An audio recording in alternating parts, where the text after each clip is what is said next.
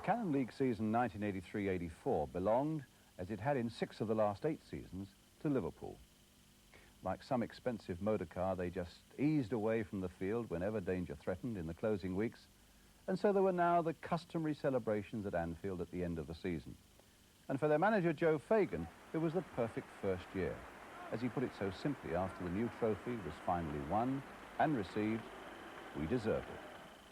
Well, we shall see now how that familiar story unfolded in a season when Ian Rush scored 47 goals in all for Liverpool, and we'll see quite a few of them in the next 90 minutes.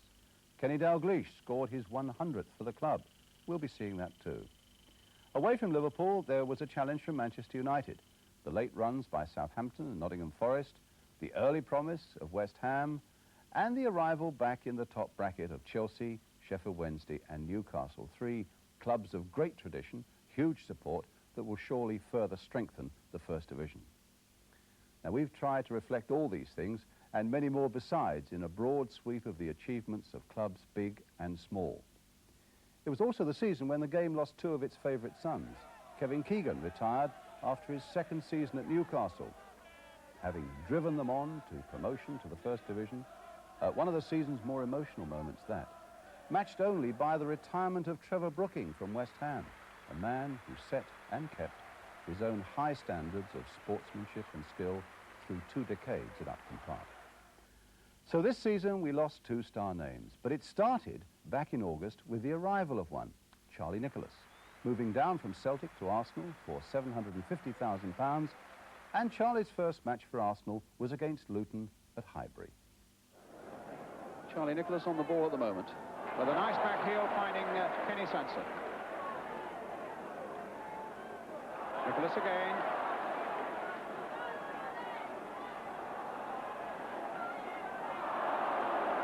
And the linesman flagging, and the referee overruling him and saying, let's get on. Davis, only too eager to do just that, with a nice little toss in there, and the goal by Woodcock, and Arsenal in the lead. Certainly from Nicholas's point of view, a goal or 2 wouldn't come amiss. Well, he's chasing after this one, and it might yet fall for him. He's got McDermott. He's played a good ball there for McDermott, and it's carried there by Seeley, and his cross there was a poor one. Well, it looked for a moment as though something might have been opening up for Charlie Nicholas, and then denied what he thought would be a possible pot at goal. Donachie. Ricky Hill, played now for Paul Walsh. A brilliant equaliser. But it was a curious goal as well, because it looked as though Walsh had taken too long, and Robson was coming in, and it might even have been Robson who got a touch. But let's have a look. Well, that might have been an own goal. Nicholas. That's a good ball by Nicholas for Talbot. Pushed away well. McDermott coming in over the top. Well, he's a great taker of goals. His record shows that, Charlie Nicholas, over 50 last season for Celtic. My word, he's setting it up beautifully for Talbot. What a ball that was. Talbot dinking it forward for Tony Woodcock. Here come for McDermott.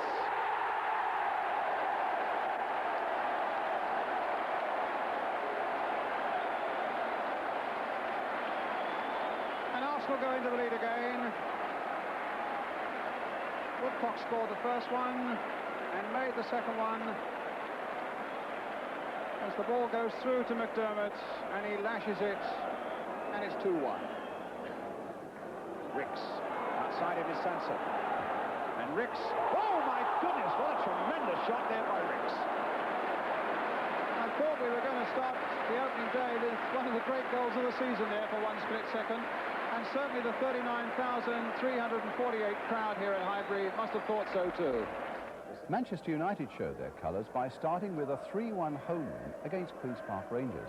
And as Rangers showed by their good form all season, this was quite a significant result. Awkward bouncing ball, dealt with well by Whiteside. Stapleton. And is that a penalty? It must have been mighty close. Duxbury takes the return ball superbly.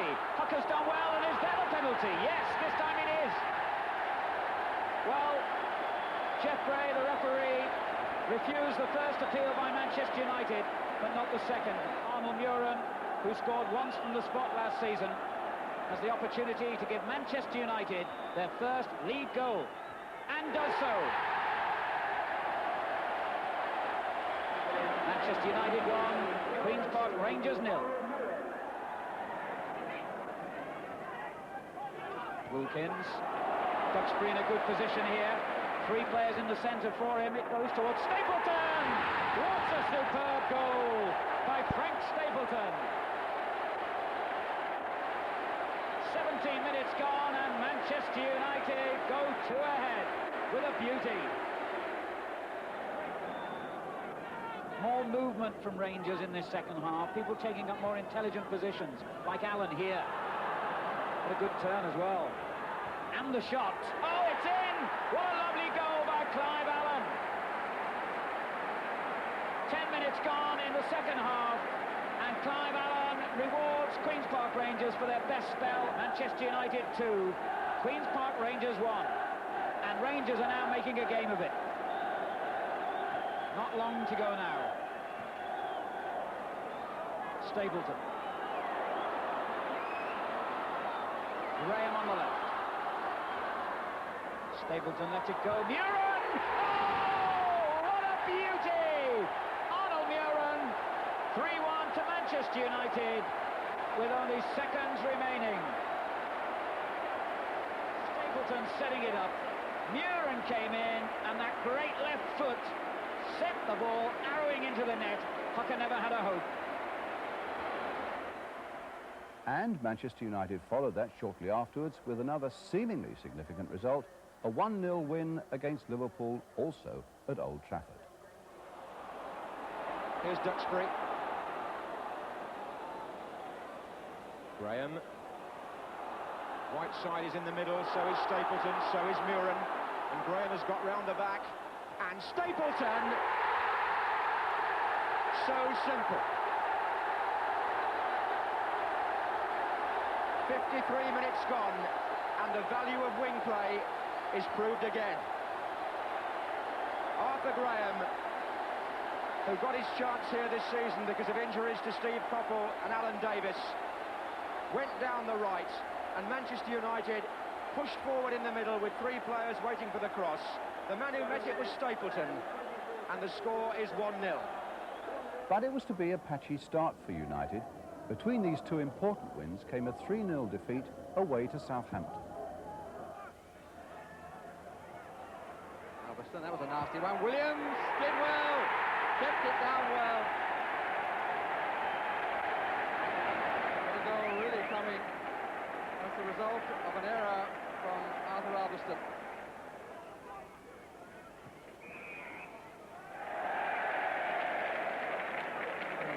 Just a question of playing the averages.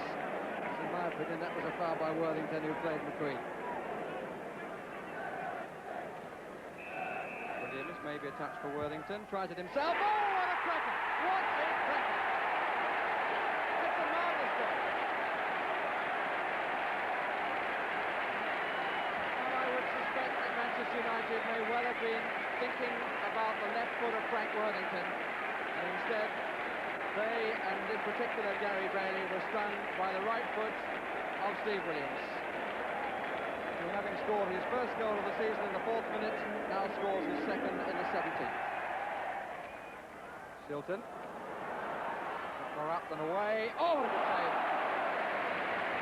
Did well to get back, but I think he would probably concede that he had to make the second because he didn't make the first.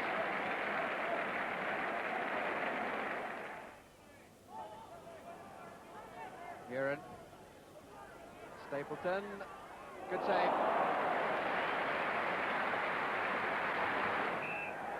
But no time to take it.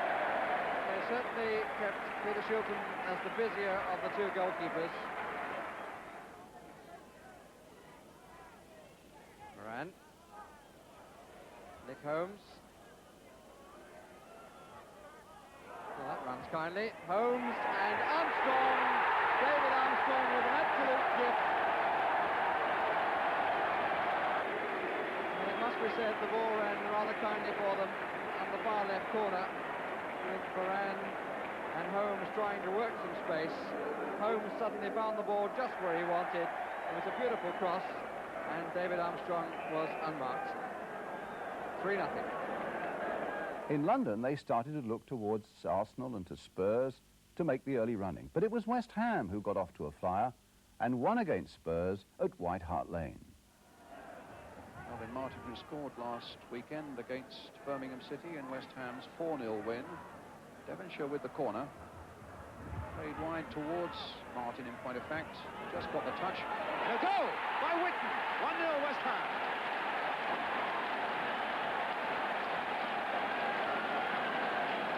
As Devonshire's corner comes floating in.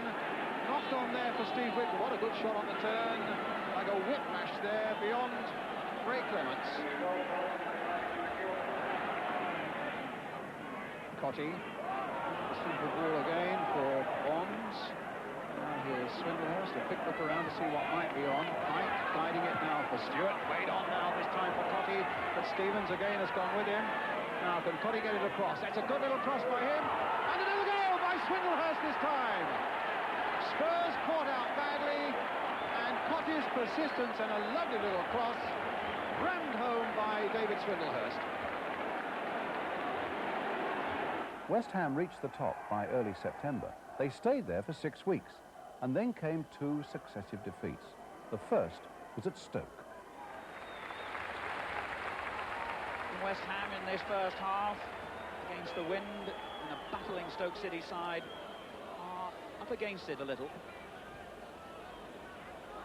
O'Callaghan got up well, and McCourtry it was who lifted it over his own shoulder into the net. And West Ham are certainly up against it now. Corners are always a threat with Stoke City, and how well O'Callaghan climbed to flip that one onwards.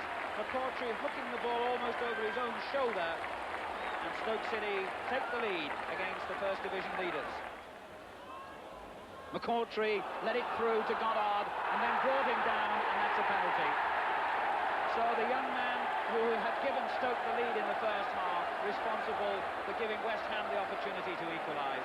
He didn't realise Goddard was so close. When he did, it was too late, and his wild tackle brought Goddard down. No question, a penalty. But he doesn't miss that. The Ray Stewart style of penalty taking, hard and very, very firm indeed. Sadness for McCourtry. Stoke 1, West Ham 1. Just coming up to an hour gone.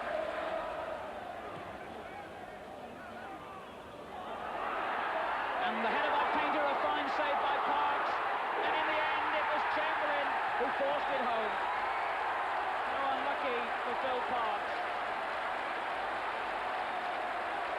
Parks had done so well. Painter's close-range header, producing a superb save. But when the ball came out, in that melee of players, Chamberlain was the quickest to react and forced the ball home. Stoke are back in front. 69 minutes gone, Stoke City 2, West Ham 1. You can only feel sorrow for Phil Parks, who initially had made a good save. James. Thomas gets the goal that will give Stoke surely a victory. And once again, you can but feel sorry for Phil Parks. Then Liverpool came down to Upton Park. Well, the wind has really carried that an enormous distance. Bond's in trouble. There's Robinson, and Liverpool take the lead. Michael Robinson. And he had to be brave. That enormous kick by Grobbelaar, fooling Bonds completely, and the header found the net.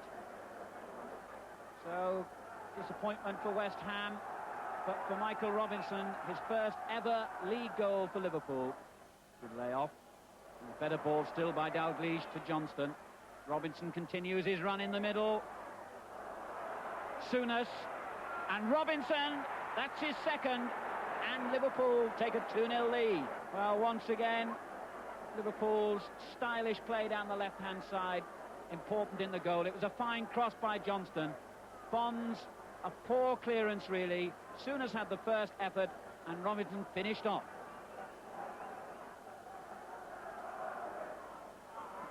Robinson has worked tirelessly for Liverpool's cause, particularly since Johnston was sent off and they were reduced to 10 men. He really has had an excellent game. Here's Lee. Souness. Dalglish wanting it. And Robinson. And that's the hat-trick! And the man of the match, deservedly, gets number 3 for Liverpool. A good build-up.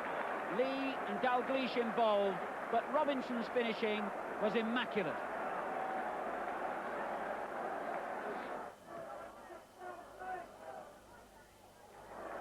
Looking.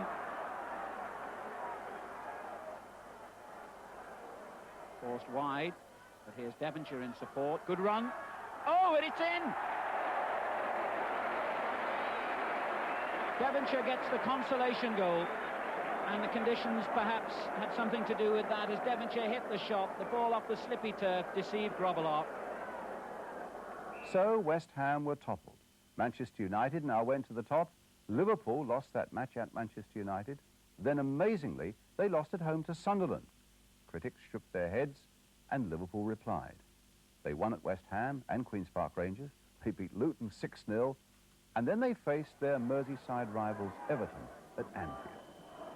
Dalglish, again trying to get it inside. Harper does so this time as Nicol makes a good break. Played in there, Southall did well, can Rush get in there? 1-0 to Liverpool. Ian Rush, the man who just can't stop scoring goals, has got the vital first one in this derby game.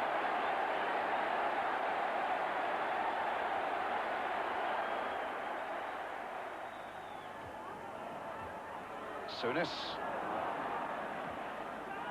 And again Souness. This time for Dalglish. He's got Rush waiting in the middle. Off the post. And it's in there by Robinson.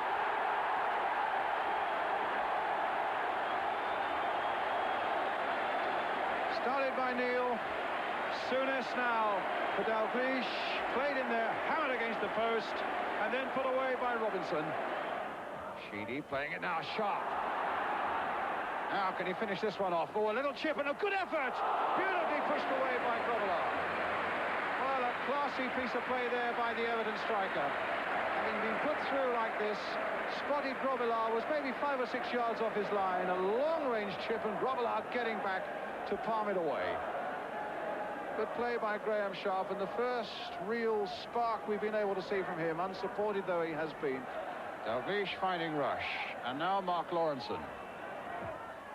Him once more, and the header goes down, and it goes in from Steve Nicol, and that makes it 3.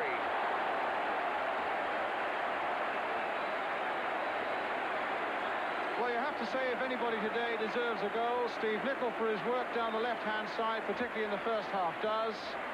And now, as he moved into a central position, he's there to finish off. So Liverpool again setting out their stall in formidable style. Now, that was a match seen live on television. That was another milestone this season. The first game to receive live exposure probably turned out to be the best. Spurs against Nottingham Forest. There was a carnival atmosphere in the sunshine at White Hart Lane that day, but the 30,000 crowd went away remembering a pulsating game of football. Stevens again. Now, Steve Wigley.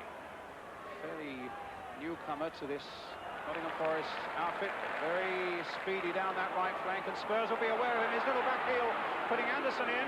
Bertels is in there too, and he can't quite reach it. Walsh has scored, and Forest go into the lead.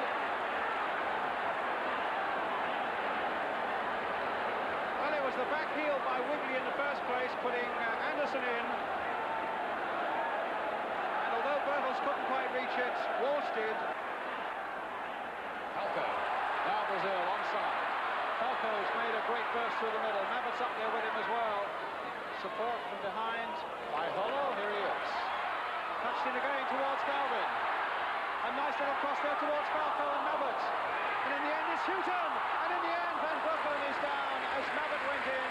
And Spurs came as close as they'll get to getting the equaliser without actually getting it. shot from Van Broekelen. Houghton's gone free. There's Houghton. Got Galvin away on the left. Good attack developing here from Spurs. Needs a good cross and may have got it. Mabbutt up there, better than anybody. Hoddle with the shot and a great save by Van Broekelen. Houghton. That might come for Hoddle. There's the...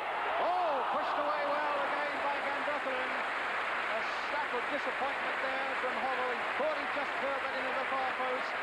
But Van Broekelen, not for the first time today, was equal to it. Roberts, Hook is away on the right of him. Busy little stride. Gets a good cross in to Stevens! 1-1.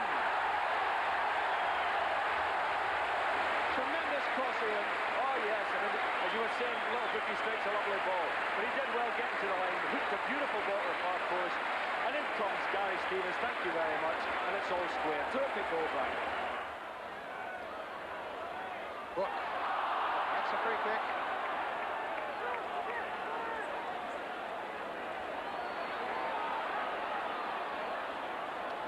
Rock will take it. With just 5 minutes left now and the score 1-1. Falco! Oh, whether Archibald got the final touch.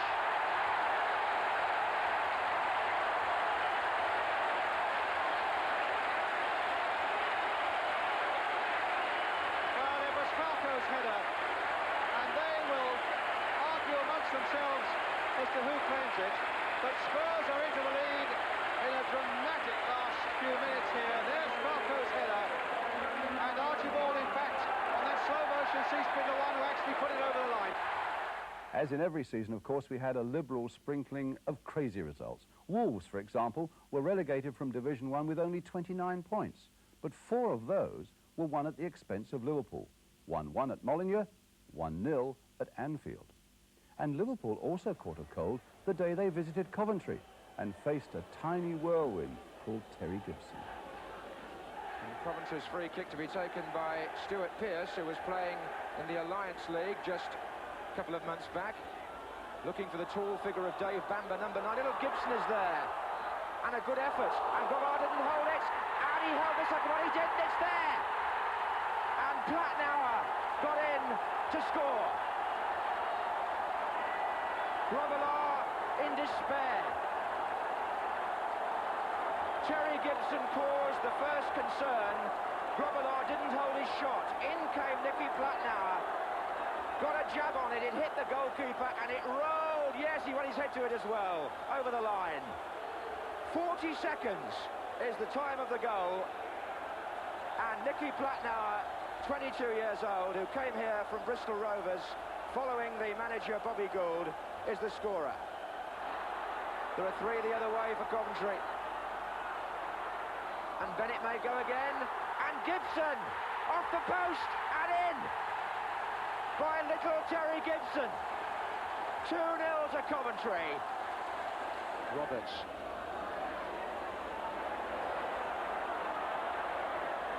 Bennett takes on Hansen this time and he gets round again, although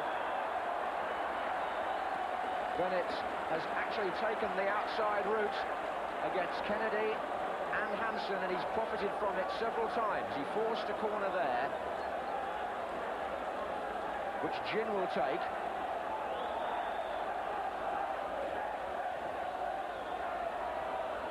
And Bamber is forward, and Gibson shot, and number 3.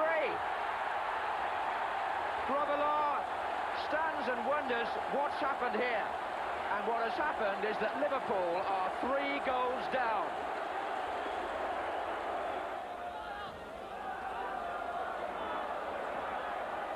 Gibson has beaten Neil. Is it on here for number 4? Gin and Bamber to his right, and Gibson has completed a hat-trick. What a marvellous day for Terry Gibson and for the supporters. Into Coventry from Spurs, only 5'5". But when he beat Phil Neal there, he had 2 choices. Does he pass to his right, or does he go on himself? He curled it round Grobbelaar the post. It's 3 goals for Terry Gibson. Meanwhile, Manchester United kept going with a 1-1 draw at West Ham, where the biggest talking point turned out to be the efforts of the referee Clive Thomas, who also retired this season, to cut short all celebrations after the 2 goals. Once more towards Stapleton. Wilkins, a goal! I'm interested what Clive Thomas was doing there in amongst the celebrations, telling him to get back to the centre of the pitch. I've not seen a referee do that before. So there could be work now for Gary Bailey as United organise their defence and Jeff Pike prepares to take the corner for West Ham.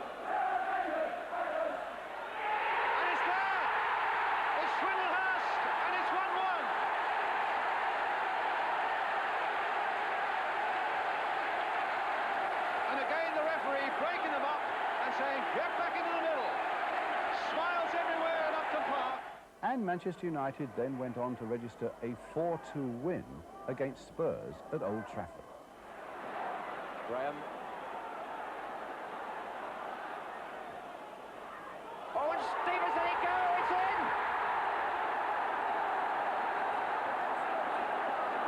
Arthur Graham played that ball in, and Gary Stevens let it go. Spurs are stunned.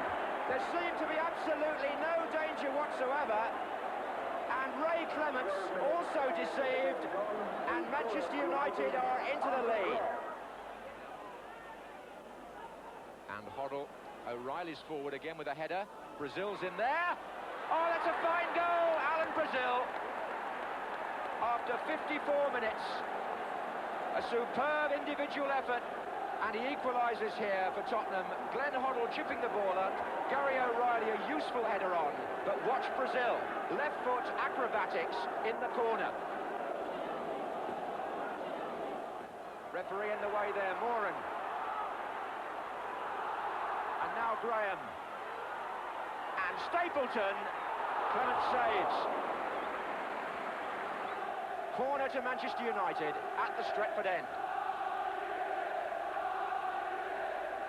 Right across, and it's been driven in by Moran. Kevin Moran makes it 2-1. Arnold Muren with the in-swinging corner. Hoddle stretching, none of them made it apart from Moran, and that's 2-1 after 55 minutes. And Brian Robson comes surging forward through the centre. Stapleton is out right, Muren is on the left. Stapleton. Stapleton shot, fine save by Clements.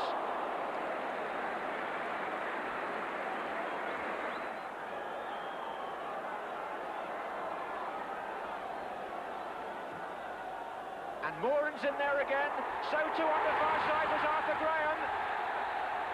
And he makes it 3-1.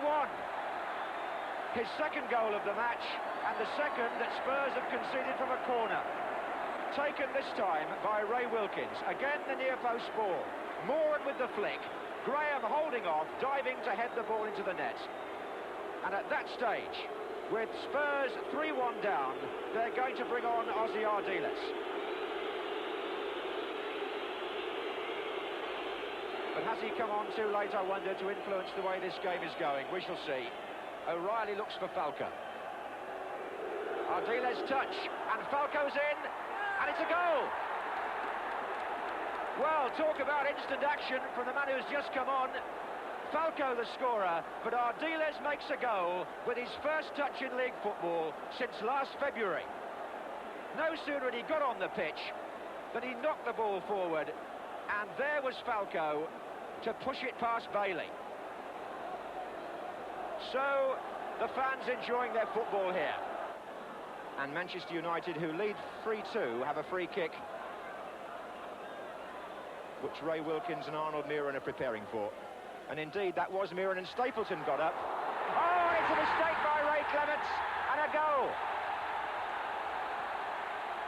Kevin Moran in again, and Clements mortified. By the halfway mark in the First Division season, the top of Division 1 showed Liverpool in first place, followed by Manchester United, West Ham, Nottingham Forest, Southampton, and Coventry, who were later to struggle against relegation. a battle they won right at the end. Well, let's break for a moment then at half-time from all that intense and meaningful action and look around at one or two other moments well worth recalling. The quickest goal of the season, scored after only 10 seconds by Wimbledon's Kevin Gage in their match against Gillingham in May. Well, Wimbledon lost that day, but also celebrated their promotion to Division 2. Certainly our footballers played in all conditions. Nothing could beat the conditions, though, when Leicester City faced Southampton. A downpour, and in the end, the inevitable postponement.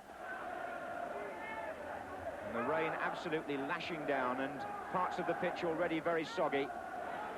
Life for the linesman, not too clever either. Stuart Jones with the yellow flag there. Moran.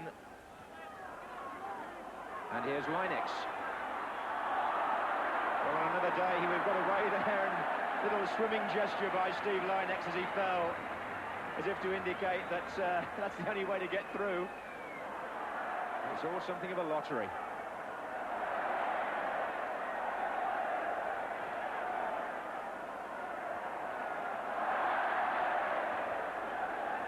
Well, it won't run at all.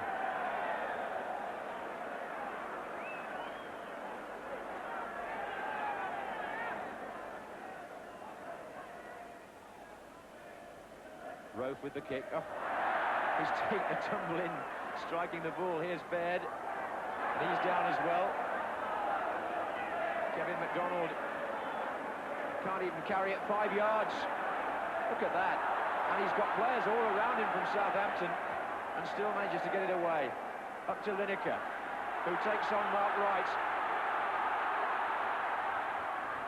and forces a corner.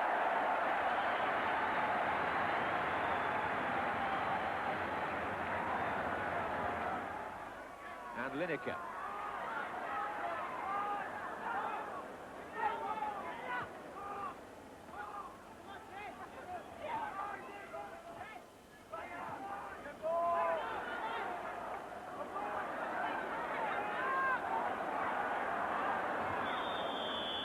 And the referee has had to bring it to an end, and frankly, I'm not surprised. Come rain or shine, the character of the year was surely Liverpool goalkeeper Bruce Grobbelaar. Grobbelaar in trouble from Harford's jump, played back by Gale. Hopkins, and Harford is onside, a real chance for him, and well saved Grobbelaar. Grobbelaar had already made up his mind to come, and looks up in the role now of a midfield player. Rodgers, great save, Hopkins and Grobbelaar. Grobbelaar with the unorthodox, and Birmingham have got numbers darting through the middle, but Grobbelaar is again there first, and Grobbelaar has lost it. Rodgers with the corner, and Grobbelaar for Harford.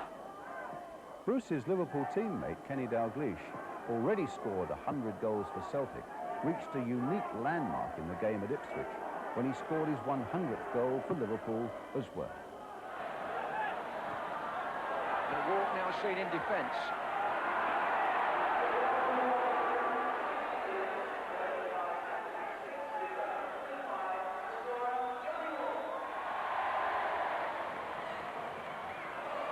It's been played short for Dalglish. He's got it! That's the goal that Kenny Dalglish wanted. He's made history. No wonder the Liverpool players go to him. And what a goal with which to clinch the century. Cutting in from the right and firing it beautifully wide of Cooper into the far side of the goal. Well, that's quite a moment to witness, especially for those of us here at the ground, and it'll be recorded throughout football. Kenny, of course, is the hero for so many youngsters right around the world, and particularly on Merseyside. And 6-year-old Ben McGee from Liverpool did something about it. He told his mum he was going out to play. Instead, he took his boots and his Liverpool strip to Anfield. He talked his way past the doorman and gave himself, and those who saw it, a moment to remember. Well, that was certainly a storybook afternoon for young Ben. And later in the season, just half a mile away at Goodison Park, there was a storybook afternoon for 18-year-old Robbie Wackenshaw, making his first appearance for Everton against Manchester United. Wilkins there to gather. It falls for Richardson. Now for Bailey. Sharp and King. Placed there! And Wackenshaw. Well, it was a terrible scramble at the far post. But it's Wackenshaw who's gone roaring away towards the crowd. King there, and Wackenshaw, the number 7, the 18-year-old, playing his first game in the Football League, puts Everton into the lead. It's been a fantastic day. Woke up this morning absolutely... I couldn't get to sleep last night, actually. I keep waking up during the night thinking, oh, what's going to happen tomorrow? And it's been a great day, really great day, especially scoring. The only disappointment was when I got cramp at the end, I had to come off, so I was loving it. So I wanted to go over to them at the end, but I couldn't. Yes. Couldn't get over there. And I think your mum and dad had come down from Newcastle, hadn't they? Yeah, they're in the players' lounge now. They'll be waiting to see me. My dad will be proud as punch because he used to be a player in his younger days, and he had to stop because he had cartilage problems. So it's been his day, really. He's been probably the proudest person in the stand today, my dad. I'm sure he has. Yeah. So who was the fan of the year? Well, possibly Muffin at Notts County. He might well qualify. He's got his own season ticket next to his master. They say he never misses a game, and they also say he's rarely been known to complain, even though Notts County were relegated. But complain, this cameraman did, though only for a moment. Wigley, Hodge, almost found the way through. What a job it is to be a photographer. He took that full in the face and was knocked straight off his stool. I wonder if the shutter blinked. A word for Trevor Senior of Reading. He scored 41 goals in all to help his club to promotion to the 3rd Division. And on the subject of goals, you just can't keep Ian Rush out of it. On an October day against Luton, Ian scored 5 times. And on the very same day, Tony Woodcock did the same for Arsenal, away to Aston Villa. And to think that neither event was covered by the TV cameras. But the cameras were there when John Deehan of Norwich, helped by 2 penalties, scored 4 times in a 6-1 win over the Cup finalist Watford.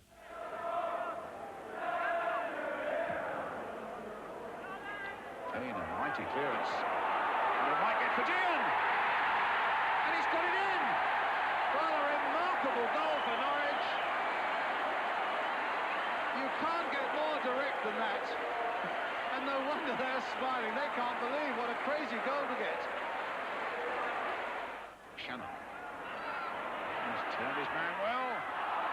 Deehan trying to get in there. Rosario also. And in the end, Watford get it almost away. And Downs will claim that one. I think Shannon also feels he might have got a touch. But Greg Downs was the man who had the original shot.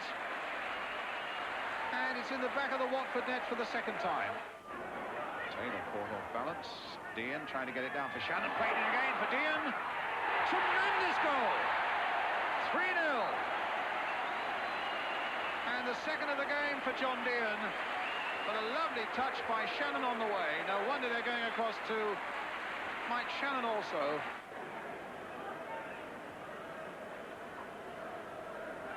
Barnes.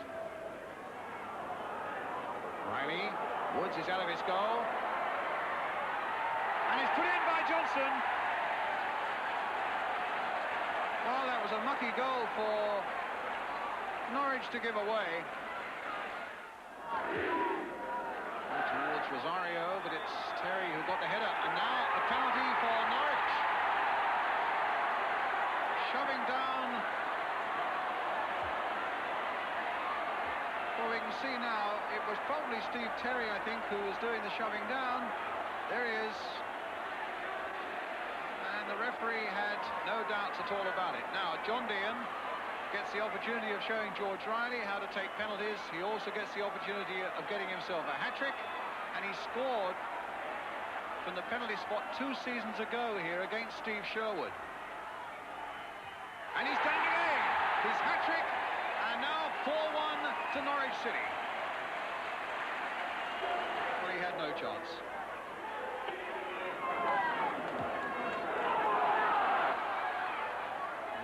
Gets it back. And Donovan might go all the way. It's another penalty. Well, a chance for John Deehan. Well, he and Mike Shannon are looking at each other to see who should take it. And Steve Sherwood knows he's got to face another penalty.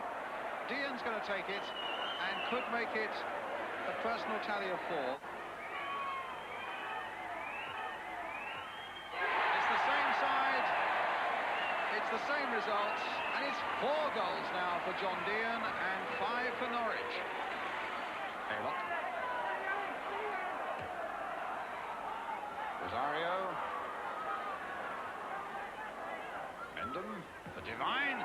What a great save! Oh, it's in the back there for a tremendous goal. Beautifully struck by John Devine.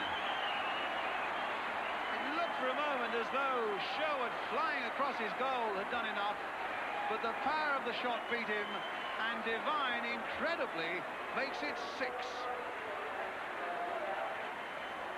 Powerful shots. Goalkeeper got his hands to it, but couldn't stop it going into the back of the net. Danny Wallace of Southampton scored 2 of the best and most surprising goals of the season for Southampton in their win over Liverpool. Right. Worthington.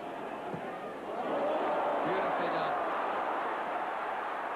And Wright has moved up to the far post for the return.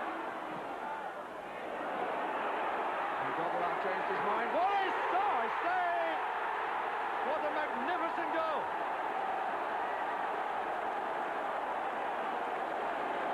Brilliant goal by Wallace. Good determination and typical for Mills. Dalglish and Williams met pretty solidly then. Dalglish got the worst of it. Oh, well taken by Wallace. Hanson trying to ease him away, which he does. Cross is too strong. Puckett needs help. Sees Dennis. Wallace! Extraordinary header, really, because it seemed as though he wasn't sufficiently far wide, but he got it very much off the side of his head, and it flew past Bruce Grobbelaar. But nobody had a more frustrating season than Glenn Hoddle of Tottenham. Injury ruled him out for most of the season, but against Watford, he gave us a goal to remember. Galvin. Brook. Hoddle with a beautiful piece of skill. What a magnificent goal by Glenn Hoddle. Everything about that goal was glorious. The turn, the move into space, and at the end of it all, the chip into the far corner. Well, let's get back now to the race for the titles. And in the second division, the 3 promotion sides, Chelsea, Sheffield Wednesday and Newcastle, were always amongst the front runners, along with Manchester City. But somehow there was an air of destiny about Newcastle's drive for the first division, with Kevin Keegan in his last season their inspiration, as Charlton Athletic discovered early on at St James's Park. Here's Moore. In support is Grit. There are 4 waiting in the middle. Had to be taken quickly by Carney. Charlton get their first corner, which I would imagine Hazelwood may try to curl in with his left foot, because that's the way they work them at Charlton, on that side. Moore is on the near post, Hale's almost on the line, and Les Berry in support.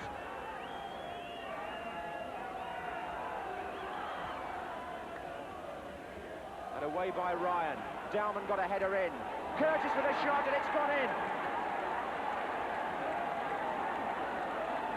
A real blow for Newcastle. McDermott.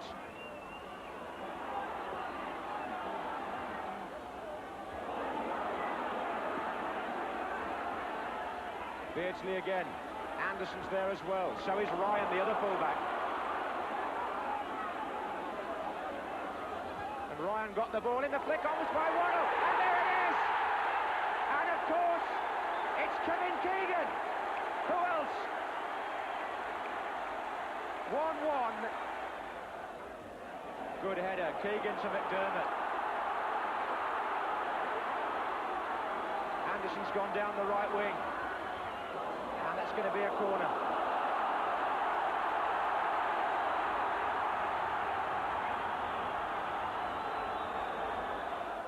McDermott with the kick.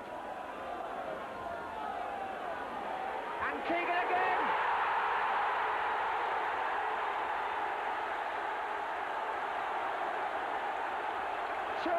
To Newcastle, and Keegan sees the fans happy, and Lenny Lawrence can only reflect that you do everything you can in defence, and he'll still turn again. And Keegan scored 2 more when Newcastle went to Portsmouth, now ably assisted by Peter Beardsley. And Waddle breaking forward, and Newcastle have 3 against 1 here. The one is Sullivan. The chance for Keegan. The goal for Keegan. In the 3rd minute.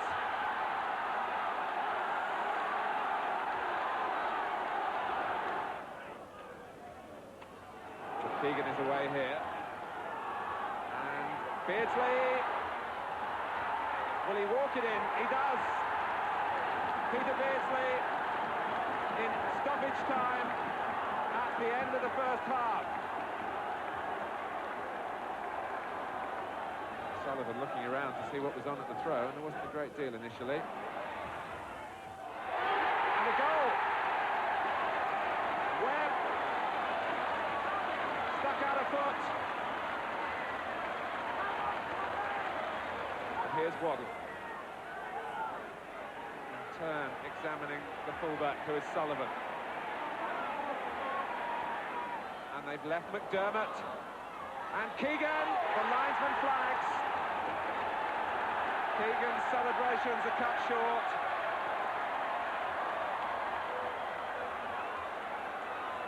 Offside given. Beardsley waving Keegan on. Now it's a race on with Tate. And Tate doing some holding, but Keegan's got the strength. And has Beardsley got the finish? 3-1. They contrived it between the 2 of them. And Keegan shows his appreciation because it was Beardsley's pass that initially set him on his way.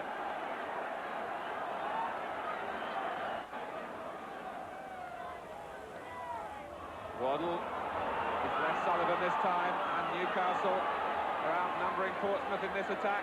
Waddle goes his own way. And Beardsley couldn't quite collect the rebound off the goalkeeper. And Keegan, goal given. They looked at the lines for the 2nd time, but after having one disallowed for offside in this half, Kevin Keegan leaves Alan Knight on his knees. And Newcastle have 4. For what price Manchester City? They looked a good bet when they went to Chelsea and won. The home team had the chances, but a brilliant free kick took the points. Puts Dixon in possession. And this is Kerry Dixon. And Speedy! It came at him so quickly, he appeared to miss a great chance.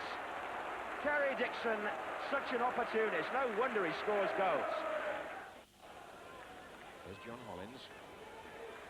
And Dixon's flick, and Speedy's on the run. Took it early. And it fizzed wide. Dixon, the provider this time, with the flick on. Spackman. Dixon is chasing this. Oh, what a good effort. You don't need to ask why Kerry Dixon has scored 17 goals in his first season in this division. Oh, that's a foul by McLaughlin on Kinsey. Well, it's a while since the Chelsea defence was examined, but they might be now in the last minute of the first half.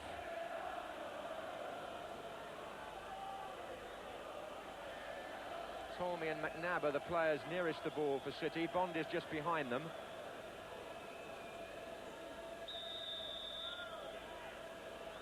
And Tolmie tried one. Oh, I say, that's some goal. That is some goal by Jim Tolmie. It's against the run of play, but the free kick was curled with pace by Tolmy. Nijbeski couldn't get there, and Chelsea, after having nearly all the play, find themselves a goal behind. A cluster of players waiting to come in from the far side.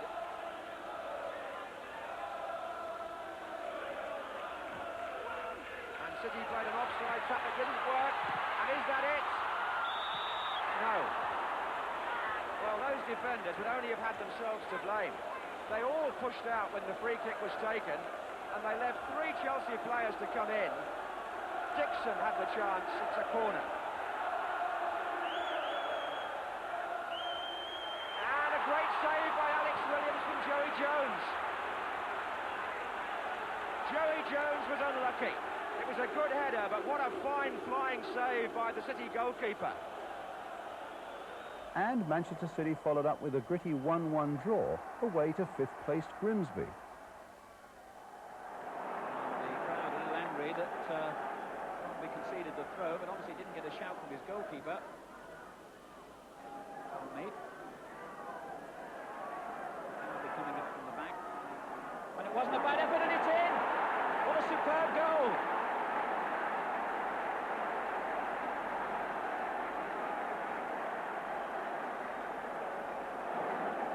The ball hooked over his own shoulder into the back of the net, and Parlane gives Manchester City an early lead.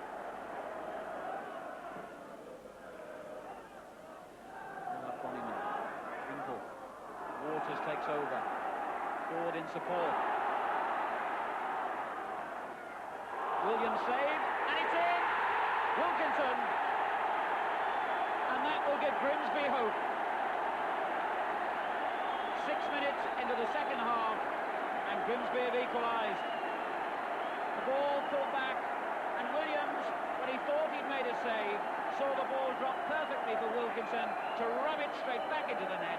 His 10th goal of the season. Grimsby won, Manchester City won. Sadly for Manchester City, though, their season came apart in the last crucial weeks. The staying power shown by Sheffield Wednesday just wasn't there. Wednesday were in the top 3 all season, and whether you like their direct style or not, it was certainly effective. Here they are against Charlton. Virtually all the outfield players converging on that middle third of the field.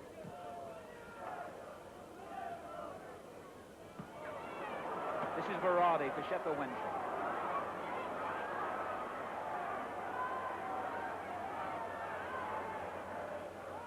Grip made it difficult for him, but he did well. Madden. Oh, and a snap effort by Flanagan, a superb goal. Only 5 minutes gone, and Sheffield Wednesday take the lead. Imre Varady helping to set it up with that fine run down the left, holding off Grip's challenge, playing it back for Madden. His cross was dangerous, but how well Bannister finished.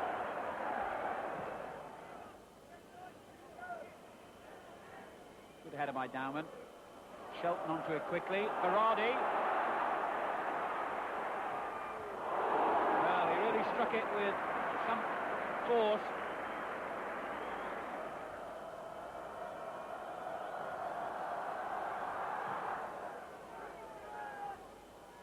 Hales up. Smith forward. Madden's interception. Cunningham gets in behind the defence. And what a brilliant save. What a brilliant save by John.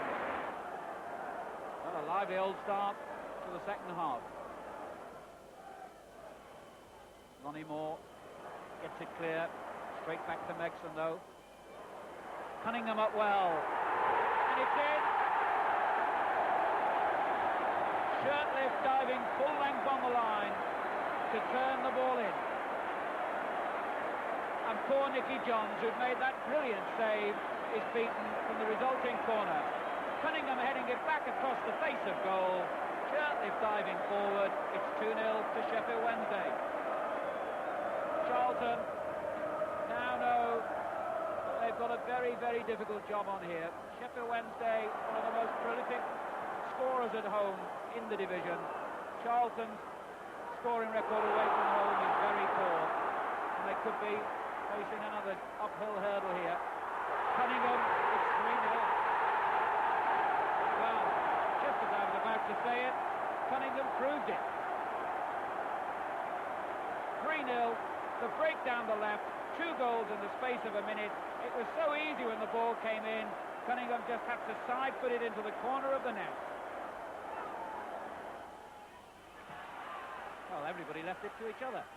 Makes them forward. Cunningham, great pace. Penalty. It had to be. The inevitable conclusion as goalkeeper and striker met. Ireland against John. Well, he really hit it with some power, but Nicky Johns, who's having a remarkable day, turned it over.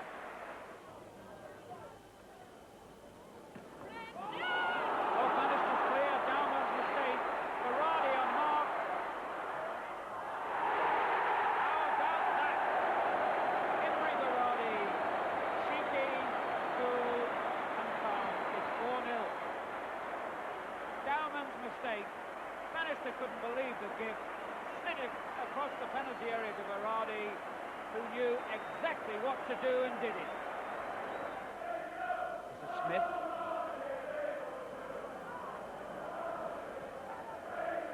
Robinson. Charlton, to their credit, have kept going. Smith. Robinson offside. No! More! And Sheffield Wednesday, angry as Ronnie Moore to the victory jig. And certainly there was a suspicion that Robinson was offside. The referee looked at it as he slid the ball in the middle. Ronnie Moore side-footed it in, and Charlton get a goal back. We'll come back to the run into the second division a little later on. But now let's continue with Liverpool's chase for the first division title. Coming into the new year, they were top. And in January, Ian Rush made sure they stayed there with a brilliant hat-trick against Aston Villa at Villa Park. So, Aston Villa leading by Mortimer's goal to kick off at the start of the second half.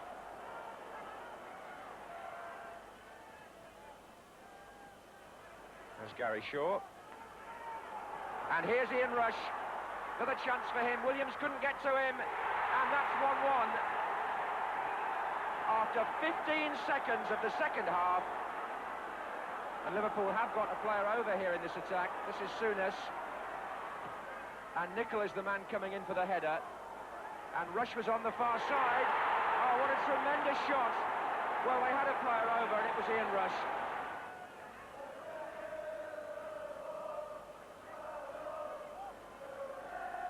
Here's Steve Nicol. Oh, and he's hovering again. There is Rush. Well, I say, the man just can't be stopped. It's a hat-trick. Raphael Meade made a great start for Don Howe in his first match in charge at Arsenal. That was at home to Watford. Again, Davis playing a long ball forward. David Cork is after it. Rostering back for Watford. Woodcock. All the deflection there. Allinson looking to turn it back again. Does so, and the goal. By Raphael Meade, putting Arsenal in the lead with a little over 6 minutes gone.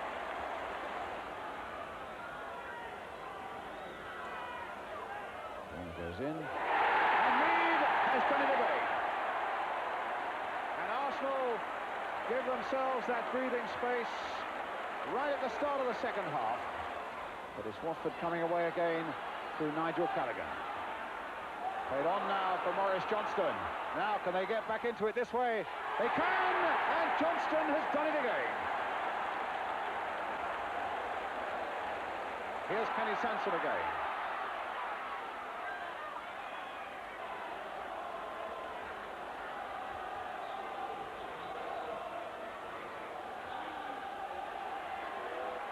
In time for Meade, and it's his hat-trick.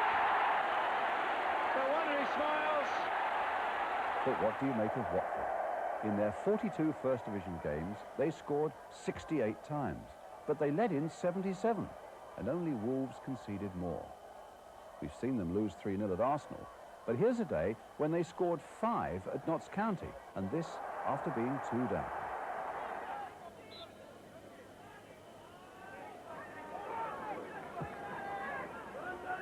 And that's Riley, and that's Jackett. And off Hunt for an own goal. Well, poor David Hunt, he really didn't know much about it. This is Johnston. And Barnes. Skip round Benjamin there, and Hunt's clearance only came as far as Rostron, whose cross-in finds Les Taylor. And Callaghan! Oh, what a good shot. That's a beauty. He's entitled to celebrate there, Nigel Callaghan. A sweet strike of the ball as it came across. Rostron. Riley. Rostron again. Always looks to attack, and he's pushed a good ball forward there to Johnston. Wide of him is Callaghan with a drive. Oh, his second. And an even better one, perhaps. Little back heel, and Callaghan seizing a chance to shoot again. Johnston, and Barnes is there. Against the bar, Riley. Oh, bad luck on the keeper, but it's a goal for George Riley. 4-2 to Watford in the first minute of the second half. Christie getting up with Terry, and the ball bouncing conveniently for him. Here's Richards. McFarland takes on Franklin. McCulloch near post. Christie! That's a well-taken goal, and very well made too. Poor clearance though. Rostron back in. Riley's there, waiting for Barnes to take over. John Barnes blocked by Harcourt. Riley now. It's a good ball too. Taylor. Barnes, Les Taylor. Oh, that's a brilliant break by Les Taylor. Really is. And the chip across could find Johnston. What a fine goal to make it 5. Immediately after that, Watford beat West Ham 4-2. They drew 4-4 with Everton, and then were well beaten at Leicester in a game notable for some outstanding goals. Peak. 3 runners ahead of him. Oh, I say, what a cracking goal.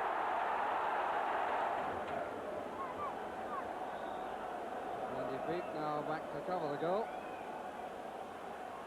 Barnes. Sims. Oh, yes!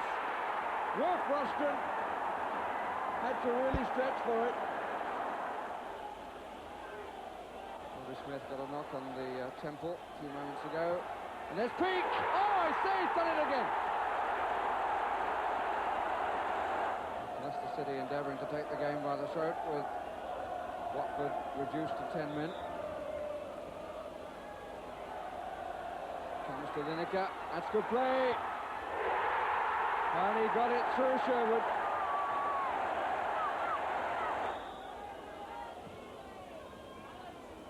Smith's header, Alan Smith, and he scores.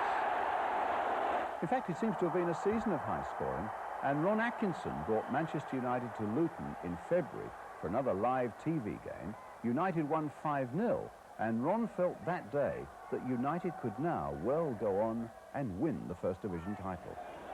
Also again today about the word about the referee, and we saw in that Spurs-Forest game that Alan Robinson does allow it to the advantage we played so often. And here's Robson, and a goal!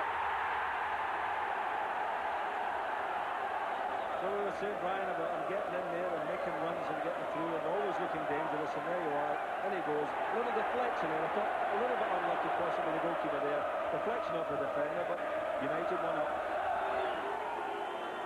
And Muren again. Towards right side this time! And that's 2!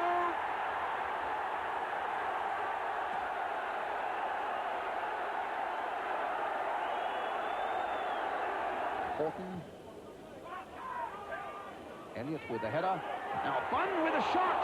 What a save. Oh, you could go a long time this season before you see a better save than that. Whiteside. Duxbury. And Robson. And that's 3. Well, it could be serious. It could be serious because he certainly clashed with the goalkeeper as he flicked it over him. I mean, a goal looked always on, Brian. As soon as the ball was played forward, I was sitting up here, I thought it's going to be a goal because Robson raced away there, got in front of the defender, and once he gets there, the goalkeeper committed himself, flicked it over him, and that's the collision there. It's injured him. But I mean, a super goal again from Ronnie Robson. Whiteside, Stapleton.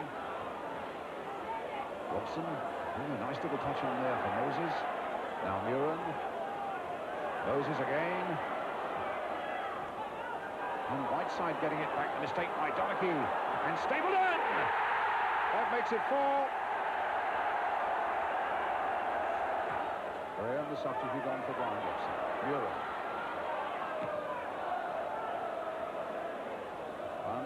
Not really getting it away. In goes Wilkins again.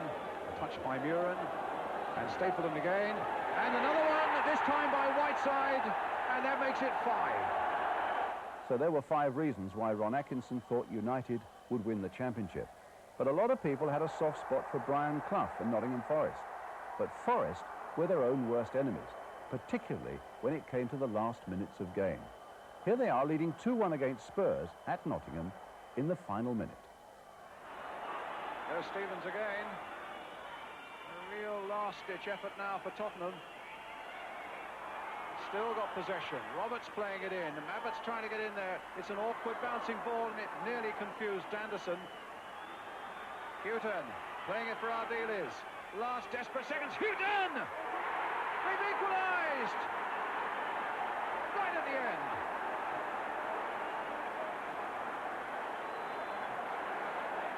What an amazing finale. A moment ago, Archibald's header was saved by Van Broekelen. Spurs were not to be denied right at the end. What an excellent piece of control by Chris Houghton. And a fine equalising goal for Tottenham.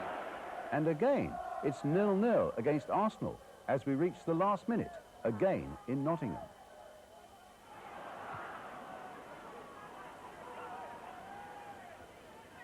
Davis for Arsenal.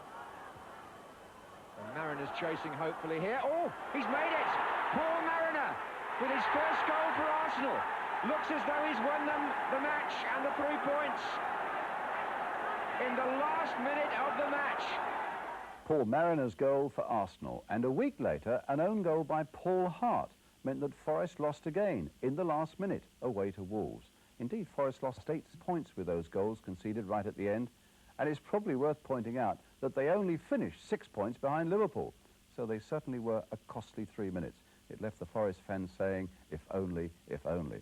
Certainly no speculation about Liverpool, though. Meantime, they again met their neighbours Everton, and the 2 sets of Merseyside fans at Goodison Park stood side by side and provided a lesson for everyone in a season when crowd troubles again provoked so much attention.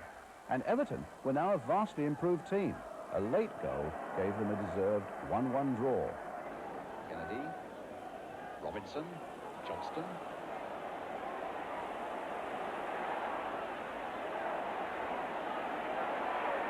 Two Everton men are over there. Oh, and he's got past them both. The clip in towards Rush with a header. 1-0. Rush has done it again. 6 minutes to go. Way up.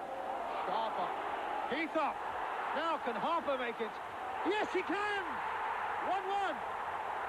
So, frustration for Bruce Grobbelaar, but Liverpool were on their way to the title, Everton were on their way to the FA Cup. And in the second division, the crowds were now flocking out to see the front runners, as at Chelsea, when they kept up their momentum against Oldham Athletic.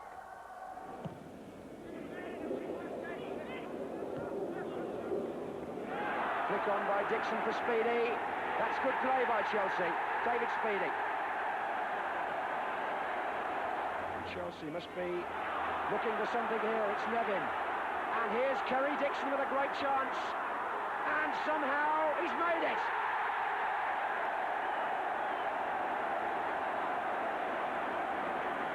Kerry Dixon's 24th goal of the season. Persistence the key. It's Mickey Thomas turning it into Nevin. Penalty. Bowden on Nevin. And Clive Thomas couldn't have been better placed. He was standing there, right in front of the incident. Here's McAndrew, who gets it right first time. and it's 3-0 to Chelsea. The same day, a mile or so away, Newcastle were gaining a valuable point at Fulham. McDermott. Waddle again with Anderson going outside him. And the overhead kick is in from Beardsley, to the surprise and astonishment of the Fulham defence and to the delight of his Newcastle teammates. With 3 minutes gone for Peter Beardsley, it's his 11th of the season. 1-1, Peter Scott, right from the kick-off. And this is a fixture that has a tremendous tradition of producing goals and exciting contests. We've had 2 goals in 30 seconds. Gale, in for Davis. Marvellous goal! And Gordon Davis, a piece of quick thinking from Tony Gale's free kick. And a landmark for Davis, his 100th goal in the Football League. And what a way to get it.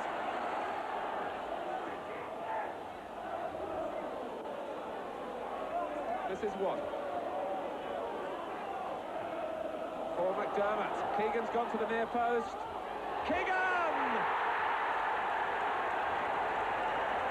And when Newcastle went back home, 37,000 fans were there to see a crucial match against Sheffield Wednesday. But it wasn't Newcastle's day.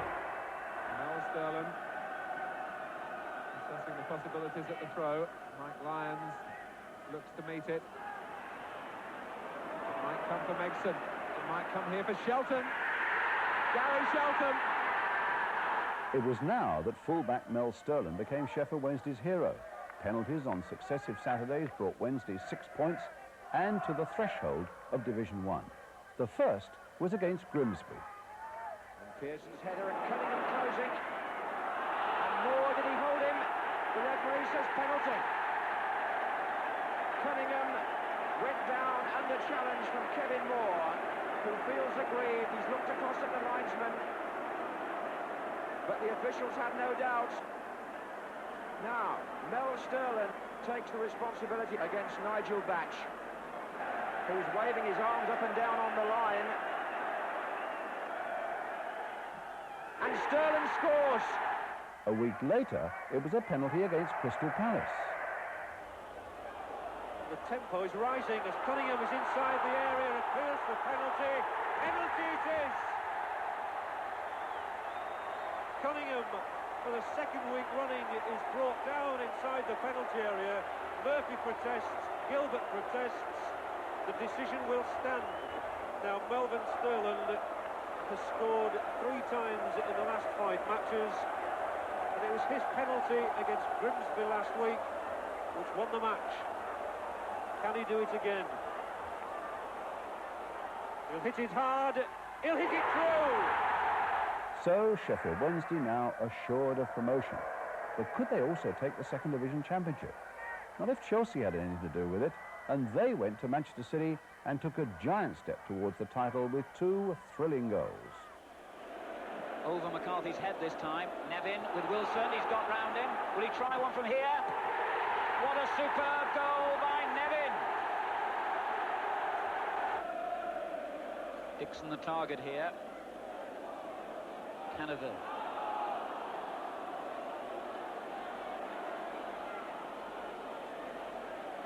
Oh, yes. Speedy. Dixon. What a fantastic goal.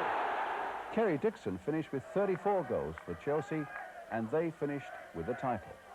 But the real romance of the Second Division was still to be played out at Newcastle. They clinched promotion with a 4-0 win over doomed Derby County. So much to celebrate there up at St James's Park, and more to come when Keegan made his farewell in the final match at home to Brighton. Anderson now for Newcastle. The crowd willing this goal. Keegan, Beardsley, Waddle. It's hit the post and Keegan! He's done it! Courtesy of the upright, Kevin Keegan has signed on with a goal.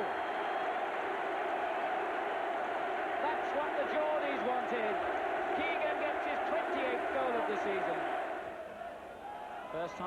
a good one. On it goes towards Ryan. And what a mistake by the defender. Roda slipped.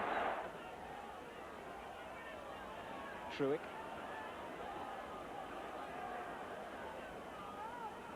In it comes again to Keegan.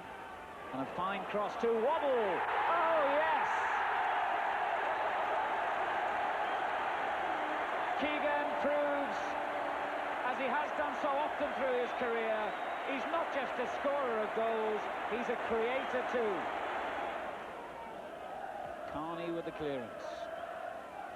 Gatting with a spectacular attempt to clear, but it drops for Beardsley. And Keegan. And Beardsley again. And Beardsley still. Oh, magnificent! What a great goal by Peter Beardsley! And that is rounding it off in style. And Kevin Keegan would have been proud of that one himself. What a great goal. And that's the final whistle and the final chapter in one of the most remarkable and moving stories in English football history.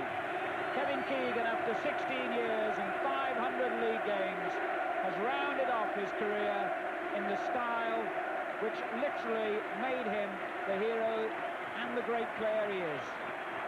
Everyone in St James's Park standing to applaud their congratulations. The Brighton players going to shake Keegan's hand, and the Newcastle players too, playing their part in these scenes of great emotion. Everyone in the stand on their feet now. The photographers, as usual, surrounding the little man with the familiar number 7 jersey. And Kevin Keegan, who's graced the game, says farewell. But if Keegan was the man of the season at Newcastle, down in the 3rd division, Jim Smith, the Oxford United manager, could claim to be the same. He led Oxford to a profitable cup run and an unassailable lead in the league. They won it by 8 points, and a glimpse of Oxford's form now as they went to Walsall and won 1-0.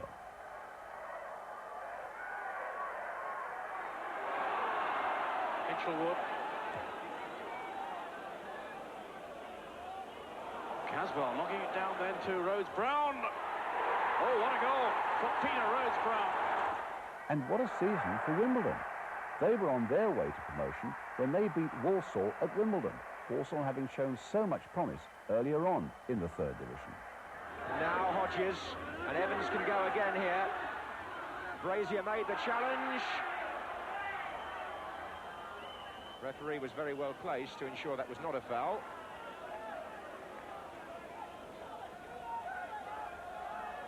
This is Hodges. And Alan Cork was in there. That's a splendid goal by him. His 31st of the season, and beautifully taken.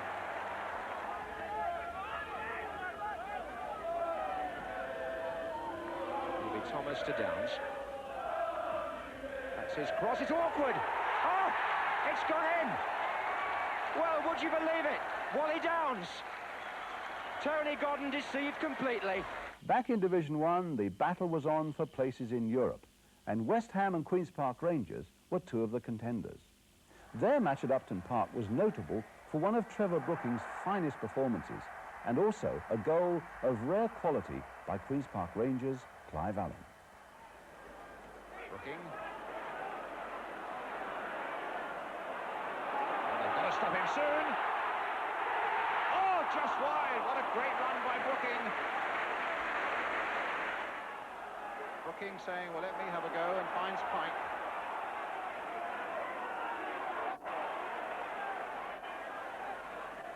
Brooking again, really in the mood. Oh, that's a delightful ball if Walford could get there. Left foot and a good one, and Pike, and scores! 1-0.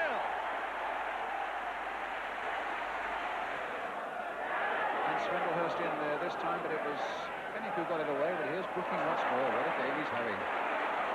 Pike. Walford. Or in for Pike again. There's Brooking, so far forward in this game. Oh! And almost getting it in by the near post. And it was the feet of Hucker that kept it out. Brooking. Swindlehurst and Cotty are up as well. That's the ball for Cotty. Inch perfect. A brilliant goal. Trevor Brooking has made another goal. Look at that for a pass. Talk about inch perfect. With some good finishing by Jan Cotti for all that. 2-0 to West Ham.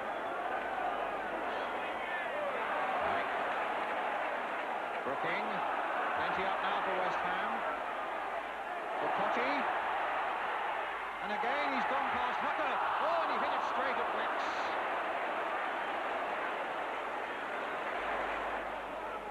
Sillery shaking off Cotti.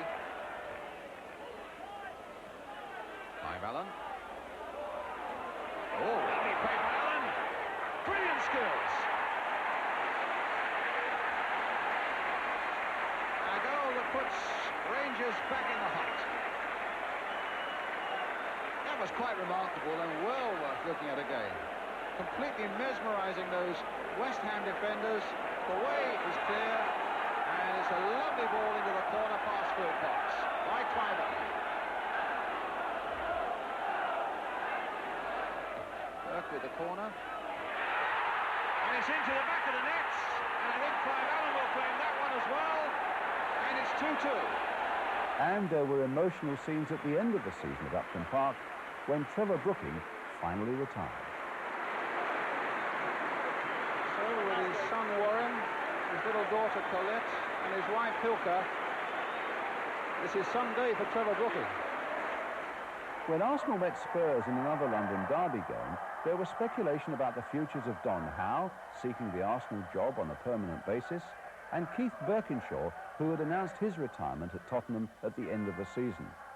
In the event, the crowd were left talking about a thriller, and another brilliant goal, this time from Charlie Nicholas. Good time to be taking on Spurs, of course, without so many players in the midfield. Simpson getting that across towards Mariner. Without Hoddle, of course, and without Ardiles.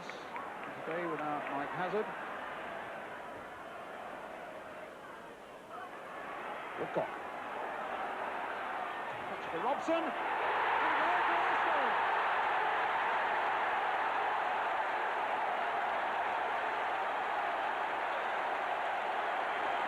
But now Paul Davis is on. To face this Tottenham corner. Alvin with it, curling in, and Stevens! It's anybody's guess, and somehow they kept it out. Powerful header by Stevens. Nicholas. What a lovely flick. This time Woodcock's onside. And he's got Mariner at the far post. He spotted him, and the cross is too deep. But Robson. Can he get round Perryman? Many have tried, and he has succeeded. But in the end, it comes off Putin for an Arsenal corner.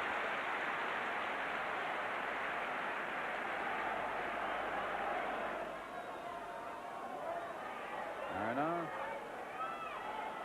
Comes to Charlie Nicholas. He's going through them all, he is. He's going past the keeper too, and he scored!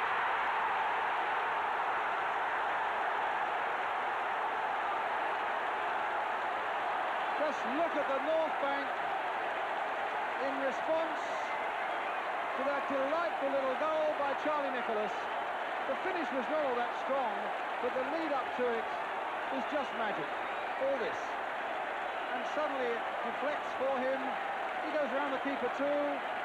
He didn't really hit it well, but unfortunately for Spurs, their defenders had overrun it, and it nestles in the back of the net.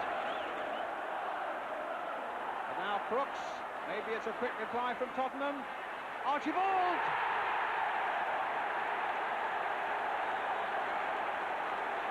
What an amazing couple of minutes.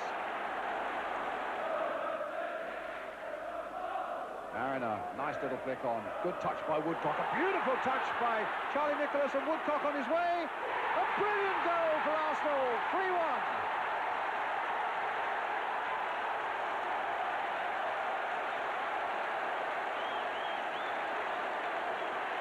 No wonder they celebrate, both on the field and off it. Perryman.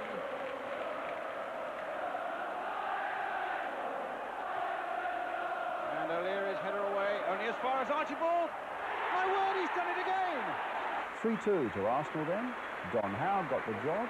Keith Burtonshaw reflected on his life at Spurs. I've not too much to say about it. I think what I've had to say has already been said. I've had a tremendous 9 years with Spurs. Because I was coach when we went to the semi-final of the League Cup with Terry Neal. And that was a good year also. And the 8 years that I've had as manager have been tremendous. So, in the last weeks, we were left with the sight of Manchester United stumbling, Queen's Park Rangers making a late dash towards the top, Southampton too, and Nottingham Forest. But in the end, it was Liverpool who did enough to win the First Division of the Canon League. Perhaps at the end of 9 months and 65 games, to say nothing of the approaching European Cup final, even Liverpool began to feel the strain a bit. 3 of their last 4 matches were drawn, including a thriller at Anfield against Ipswich that went some way towards saving Ipswich's First Division place. And Gates shoots and scores!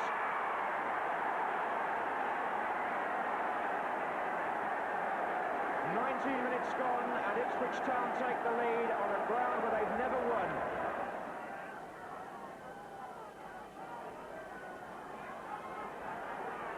Walk is waiting behind the penalty spot to run in. It's been played short again to Lee. It's come back to Phil Neal to drive. And Kennedy might hit one. And what a goal! Kennedy, movement up front from 4 Liverpool players. Zondervan's header depriving Whelan. Putney's clearance only finding Lee. And now Phil Neal. And Craig Johnston operating mainly on the right in this first half. Whelan's come this side as well now. And Neal. And Lee. Walks made his run near post. And it ran on. And now Ian Rush has equalled Roger Hunt's record.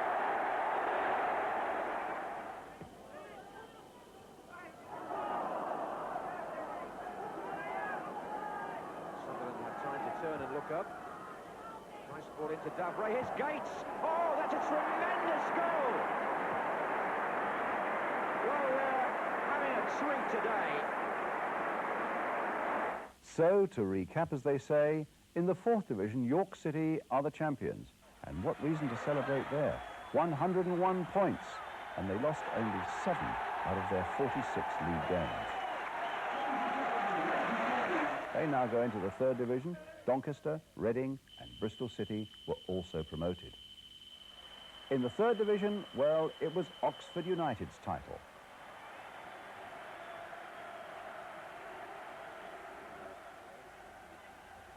Also promoted, Wimbledon and Sheffield United.